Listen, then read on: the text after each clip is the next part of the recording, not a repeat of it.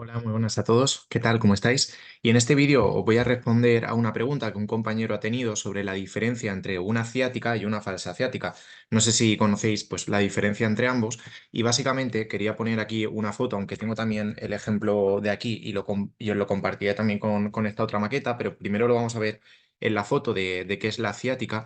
La ciática, por así decirlo, básicamente es que uno de los nervios que tenemos en el cuerpo tenemos muchos nervios, ¿vale? Y uno de los nervios, que es el nervio ciático, que es el típico que recorre, por así decirlo, parte de la pierna, aunque también hay otros nervios, es este nervio que viene por aquí.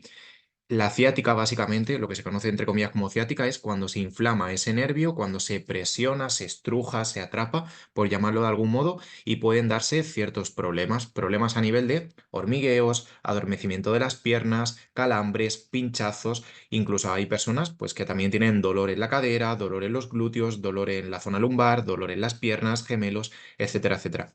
Entonces, la ciática se puede producir, o la inflamación del nervio ciático, normalmente no se produce por un solo factor, es decir, no hay una sola causa única que produzca que tú tengas ciática, es un cúmulo de factores, un cúmulo de cosas. Por ejemplo, salvo en casos graves, como puede ser un síndrome de cola de caballo, que es cuando hay una hernia discal súper grande, que una hernia discal es, imaginemos que esto es la médula espinal, ¿vale? Esto más, bueno, voy a dejar de compartir pantalla que se vea mejor. Vale, aquí. Imaginemos que esto es la médula espinal, ¿vale? Y aquí está el nervio ciático. Este sería el nervio ciático que va hacia la pierna derecha y este el nervio ciático que va hacia la pierna izquierda. Entonces, ¿qué es lo que pasa? Que cuando nosotros tenemos una hernia discal, que la hernia discal es esto, es como un globito que se forma dentro del disco. Esto es como una almohadilla, es como una esponja que se llama disco intervertebral. Y es una esponja que evita el roce entre un hueso y otro, entre una vértebra y otra.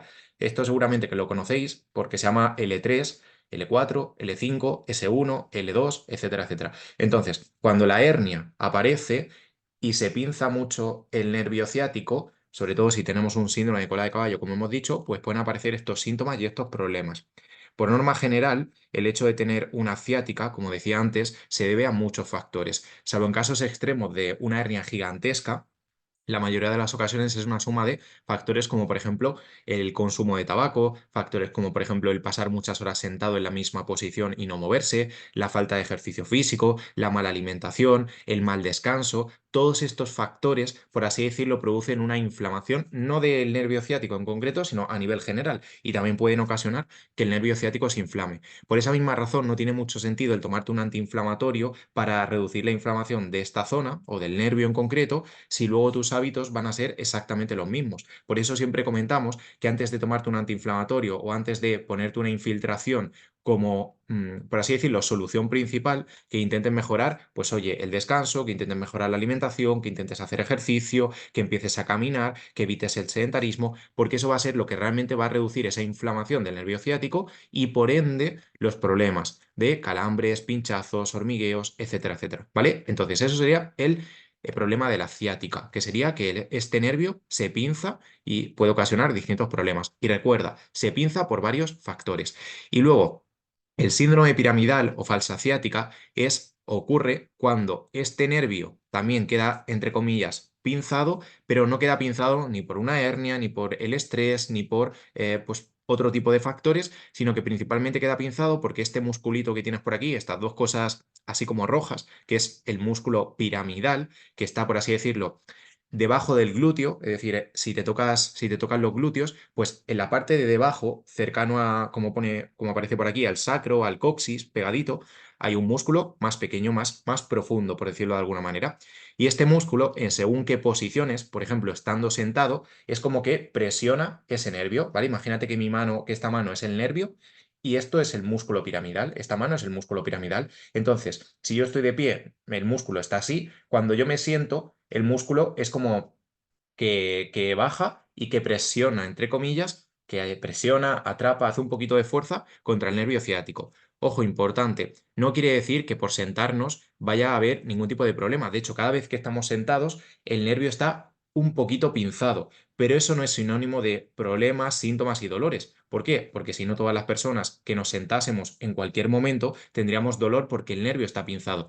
Entonces, realmente, la falsa ciática es algo más de creencia como tal que de problema real. Es decir, que si tú tienes un problema de nervio ciático, no va a ser porque tengas un síndrome piramidal. Es decir, el síndrome piramidal es algo como que se le ha dado mucho bombo durante los años, pero no es algo que es, o sea, existe, pero no es el problema, porque si fuese un problema tener un síndrome piramidal, cada vez que nos sentáramos, pues tendríamos muchísimo dolor todas las personas, porque recuerda que todos cuando nos sentamos, dada la anatomía de este músculo, pinzamos, entre comillas, el nervio ciático y eso, en la mayoría de las ocasiones, pues no nos genera problemas. Entonces, si tienes los síntomas típicos de una ciática seguramente no se deba a que este músculo está inflamado en absoluto y se deba más bien, porque seguramente algunos de vosotros os lo han dicho, tienes el piramidal contracturado, tienes el piramidal tenso, tienes el piramidal inflamado. Realmente tener los síntomas de la ciática o que este nervio esté presionado, inflamado, no es culpa de este músculo en absoluto. La culpa, normalmente, y como comentábamos, es una mezcla de tabaco, alcohol, sedentarismo, pasar mucho tiempo sentado en la misma posición sin moverse, no hacer ejercicio, etcétera, etcétera, etcétera. Ese es el principal problema y en donde hay que centrarse, ¿vale? Así que bueno, espero que aquí ya ha quedado claro, que os haya servido de ayuda y si tenéis alguna pregunta, como siempre, me la podéis dejar por aquí abajo. Y otra cosa que se me olvidaba, que también me la ha preguntado un compañero, es si es mejor andar o es mejor hacer bicicleta. Partiendo de esta base, cuando nosotros estamos sentados haciendo bicicleta, puede darse el caso, se da el caso, de que el músculo piramidal en este sentido se presione el nervio y se pueda inflamar ese nervio. ¿Quiere decir que sentarse a hacer bicicleta es malo? Rotundamente no, ¿vale? Entonces va a depender un poco de cómo tú te sientas. Generalmente el caminar es como lo fundamental, lo que deberíamos hacer todas las personas, pero va a depender de cada uno, porque habrá personas con ciática o con dolor lumbar que caminen y no tengan nada de dolor y habrá otras personas que caminen con ese dolor o esa ciática y que sí tengan pues malestar. Entonces depende de cada uno. Si no tienes problema a la hora de caminar, yo te recomendaría que principalmente caminases y si te apetece hacer bicicleta y no tienes problema a la hora de hacer bicicleta, que lo hagas.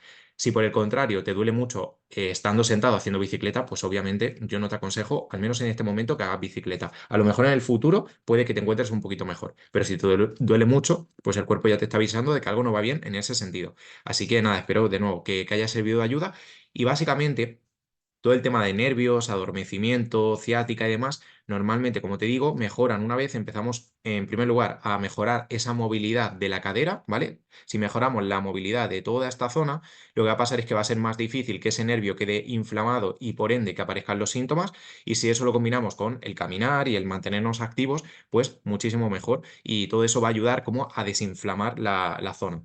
Tenemos que entender que si tenemos ciática, con hormigueos, calambres, pinchazos, adormecimiento, etcétera, etcétera, porque el nervio está inflamado, una de las cosas que más ayudan a desinflamar es el movimiento. ¿Por qué? Porque el movimiento genera en nuestro cuerpo, por dentro, una serie de medicamentos, vamos a llamarlo de alguna manera, que son antiinflamatorios. Es decir, que el movimiento favorece que el cuerpo lance, mande una serie de hormonas que son reductoras de la inflamación y del dolor, ¿vale? Por eso muchas veces tampoco se necesita incluso tomar medicamentos por fuera, porque tu cuerpo tiene su propio almacén, su propia reserva de antiinflamatorios naturales, ¿vale?